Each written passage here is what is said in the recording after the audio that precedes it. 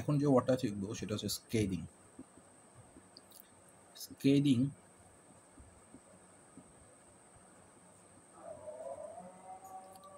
আচ্ছা, স্কেদিং, এই স্কেদিং শব্দের অর্থ হচ্ছে কঠোর, তীব্র, নির্মম সমালোচনা করা, করা। আচ্ছা, সমালোচনা করা, এটা সমালোচনা করা। আচ্ছা, তাহলে কঠোর, তীব্র, তীক্ষ্ণ সমালোচনা করা, সেটা বলতে আমরা কি বুঝাই? স্কেদিং। যখন কোনো মন্তব্যের বা সমালোচনার স্কেদিং হয়, শুধুমাত্র নেতিবাচক না, ভীষণভাবে এটা কি হয়? অপমানজনক, আঘাতকারী এবং ধ্বংসাত্মক প্রকৃতির হয়ে থাকে। আচ্ছা, স্কেদিং শব্দটা আসছে রুট স্কেদ, যেটার অর্থ আগুন বা বজ্রপাত দ্বারা আঘাত হয়। যখন কারো সমালোচনা, তখন অনেকটা তা আগুনে পোড়ার মতোই হয়ে হয়। তো আমরা কিছু উদাহরণ দেখি। The film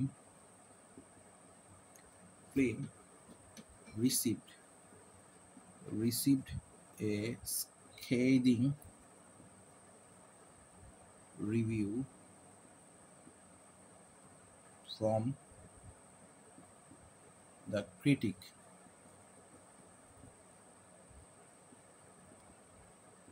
calling it an absolute waste of time. তাহলে স্কেদিং শব্দটা হচ্ছে কি, আমার এখানে এই শব্দটা রুটটা ব্যবহার করা হয়েছে। আচ্ছা আচ্ছা, আমি যদি একটু উপরে উঠাই তাহলে মনে হয় পুরোপুরি দেখা যাচ্ছে হয়েছে। তাহলে স্কেদিং, the film received a স্কেদিং review. স্কেদিং অর্থাৎ মানে সিনেমাটা সমালোচকদের কাছ থেকে এমন এক কঠোর সমালোচনা পেয়েছিল যেখানে মানে এটা বলা হয় সম্পূর্ণ সময়ের অপচয়। আচ্ছা, এরপরে একটা উদাহরণ দেখি। দি opposition launched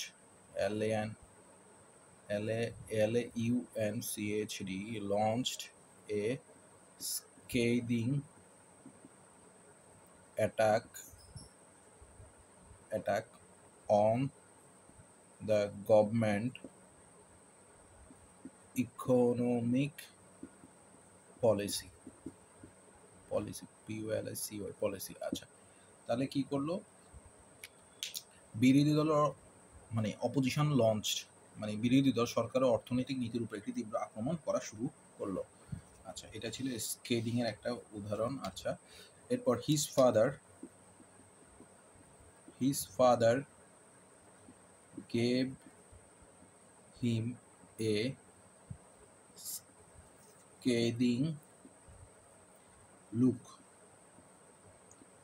when he heard the bad news। তাহলে কি হলো? স্কেদিং লুক দিল, খারাপ খবর শোনার সাথে বাবা তার দিকে নির্মম দৃষ্টি তাকালেন।